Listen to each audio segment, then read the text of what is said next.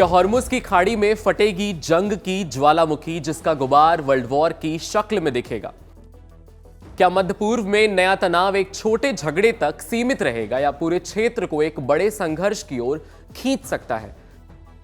Iran को करीब से घूरते अमेरिकी जहाजों की धमकियों को नजरअंदाज करके रशिया और ईरान का ज्वाइंट सैन्य अभ्यास पश्चिमी देशों के लिए चेतावनी है। क्या रशिया और ईरान का यह सैन्य गठबंधन सिर्फ दिखावा है या इसमें पश्चिम और अमेरिका के लिए कोई बड़ा संदेश छिपा हुआ है? क्या हॉर्मुज की खाड़ी में लाइव फायर युद्धाभ्यास और रशिया के साथ सैन्य अभ्यास का असर हमारी रोजमर्रा की जिंदगी और ग्लोबल तेल सप्लाई पर होगा? बीते दिनों ईरान और रशिया ने एक बार फिर से अपने सालाना सैन्य युद्धाभ्यास को अंजाम दिया है। यह अभ्यास बंदर अब्बास में ईरानी नेवी की मेजबानी में हुआ और वक्त की नजाकत इसे और अहम बनाती है। यही वही दौर है जब अमेरिकी एयरक्राफ्ट कैरियर पश्चिम एशिया की ओर बढ़ रहा है। ऐसे में सवाल उठता है कि क्या यह केवल सामान्य युद्धाभ्यास है या फिर यह पश्चिमी देशों, खासकर अमेरिका और उसके सहयोगियों के लिए एक खुला और साफ संदेश है। ईरान के सैन्य प्रवक्ता के अनुसार यह अभ्यास समुद्री सुरक्षा और स्थायी संबंधों को बढ़ावा देने के लिए किया गया है।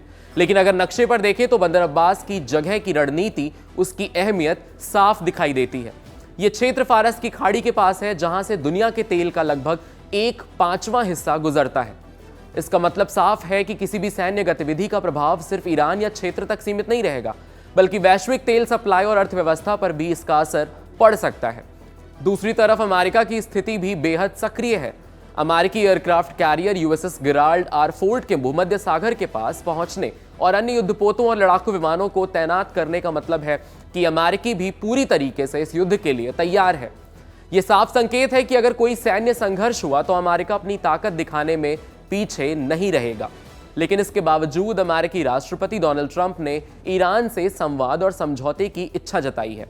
हालांकि ईरान का परमाणु कार्यक्रम और मिसाइल प्रोग्राम अमेरिका और इजराइल की शर्तों के अनुसार नहीं है। ईरान इन शर्तों पर बातचीत करने के लिए तैयार नहीं है। 2015 में हुआ परमाणु समझौता, जिसे अमेरिका ने बाद में छोड़ दिया, दोनों देशों के बीच भरोसे की कमी का एक बड़ा कारण बन गया।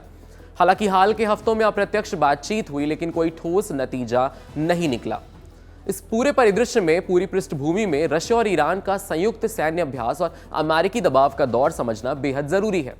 रशिया के साथ यह गठबंधन ईरान के लिए एक रणनीतिक सुरक्षा कवच की तरह काम करता है। रशिया की मौजूदगी और समर्थन यह दिखाता है कि अगर अमेरिका या उसके सहयोगी ईरान पर दबाव बढ़ाते हैं तो ईरान अकेला नहीं रहेगा। रूस और ईरान मिलकर क्षेत्रीय संतुलन को चुनौती देने की क्षमता रखते हैं। हालांकि ईरान की अंदरूनी स्थिति मजबूत नहीं है। पिछले साल इजराइल और अमेरिका के साथ 12 दिनों तक चले संघर्ष और जनवरी में बड़े प्रदर्शनकारी विरोधों ने सरकार पर दबाव डाला। प्रदर्शनकारियों की हिंसक कार्रवाई और सरकार की सख्ती ने ईरान की पकड़ और छवि दोनों कमजोर कर दिया। लेकिन बावजूद इसके ईरान अब भी सैन्य रूप से सक्षम है और इसने स्पष्ट चेतावनी दी है कि अगर किसी भी सीधा हमला क्षेत्रीय युद्ध की चिंगारी पैदा कर सकता है। मध्य पूर्व की नजाकत सिर्फ बयानबाजी तक सीमित नहीं है। हॉर्मुज की खाड़ी में लाइव फायर युद्धाभ्यास और बंदर अब्बास में रशिया के साथ अभ्यास ये संकेत देते हैं कि ईरान अपने रणनीतिक अधिकार और प्रभाव को साफ करना चाहता है। हॉर्मुज की खाड़ी, जिसे हम अंग्रेजी में स्ट्रेट ऑफ हॉर्मुज कहते हैं, दुनिया के तेल व्यापार के लिए एक बेहद महत्वपूर्ण है। अगर यहां तनाव बढ़ता है तो इसका असर केवल क्षेत्रीय नहीं होगा, बल्कि पूरी वैश्विक इकोनॉमी पर, एक वैश्विक अर्थव्यवस्था पर पड़ सकता है। इस सब का अर्थ यह भी है कि रशिया और ईरान का यह संयुक्त अभ्यास पश्चिम और अमेरिका के लिए एक साफ संदेश है। यह संदेश कहता है कि क्षेत्रीय मामलों में दबाव बनाने के लिए सैन्य गतिविधियों की अनदेखी नहीं की जा सकती है। रशिया की मौजूदगी के कारण अमेरिका और उसके सहयोगियों को यह समझना होगा कि ईरान पर दबाव केवल सैन्य दृष्टिकोण से नहीं होगा, बल्कि राजनैतिक और कूटनीतिक दृष्टिकोण से भी लागू होगा। यह अभ्यास एक तरह की चेतावनी है कि किसी भी तरह की जल्दबाजी या सैन्य कार्रवाई के बेहद गंभीर परिणाम हो सकते हैं। अमेरिका फिलहाल दो रास्ते पर चल रहा है। एक तरफ वो सैन्य मौजूदगी बढ़ाकर अपने दबाव को दिखा रहा है, तो वहीं दूसरी तरफ परमाणु वार्ता को फिर से शुरू करने की कोशिश भी कर रहा है। इसका मतलब यह है कि अमेरिका भी अभी तक हमला नहीं कर रहा है, बल्कि रणनीतिक संतुलन बनाए रखना चाहता है। ईरान के दृष्टिकोण से रशिया के समर्थन के कारण वो अभी अपने क्षेत्रीय हितों को रक्षा करने और पश्चिम के दबाव का मुकाबला करने में सक्षम है। सवाल उठता है कि यह गठबंधन सिर्फ एक रणनीतिक खेल है या युद्ध की तैयारी अभी हो रही है। विशेषज्ञों का मानना है कि जब बातचीत रुक जाती है और सैन्य गतिविधियां बढ़ने लगती हैं तो खतरे की संभावना बढ़ जाती है। ईरान ने अपनी ताकत दिखाने के लिए रशिया के साथ यह अभ्यास शुरू किया है, ताकि पश्चिम और अमेरिका दोनों को संदेश मिल सके कि किसी भी तरह का आक्रामक कदम गंभीर परिणाम ला सकता है। अंदरूनी असंतोष और प्रदर्शनकारी भी ईरान की स्थिति को नाजुक बनाते हैं। पिछले साल के संघर्ष और जनवरी में हुए विरोध प्रदर्शन सरकार की पकड़ को कमजोर कर चुके हैं। इसके बावजूद ईरान की सैनिक क्षमता अभी भी मजबूत है और उसने स्पष्ट किया है कि किसी भी आक्रमण का जवाब गंभीर होगा। वैश्विक दृष्टिकोण से यह स्थिति तेल सप्लाई, वैश्विक व्यापार और अर्थव्यवस्था के लिए खतरे की घंटी है। हॉर्मुज की खाड़ी से गुजरने वाला रास्ता लगभग 1/5वां हिस्सा दुनिया के कुल व्यापारिक तेल को लेकर आगे बढ़ता है। तो कुल मिलाकर के तेल की कीमतों में तेजी से वृद्धि भी हो सकती है और वैश्विक बाजार प्रभावित भी हो सकते हैं।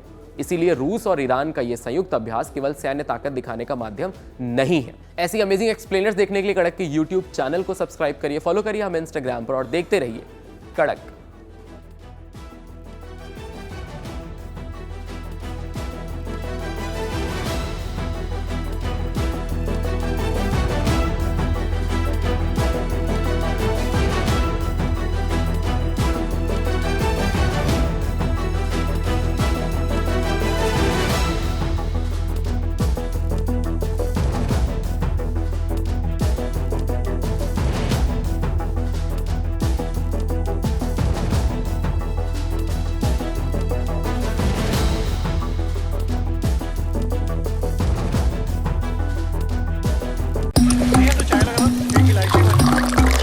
यहाँ ताजा खबर के साथ हर दिन की शुरुआत कड़क है। आमने सामने बैठ रखते हैं बात पूरे दम से, आराम से। चर्चा होती है बेधड़क। यहाँ किस्से कहानियों में बोल सरल और अंदाज बेहद कड़क मिलता है। जीने में एक तेवर है जो आता है सही ज्ञान, जानकारी और उससे कमाई कड़क नोट से। इधर मौके पर चौका नहीं, छक्का लगा जलवा दिखाते हैं। कड़क क्रिकेट से अपने रोमांच को जो बढ़ाते हैं। यहाँ की हर बात का मिजाज एक है, मिजाज कड़क। आपका अपना YouTube चैनल कड़क, लाइव बेधड़क।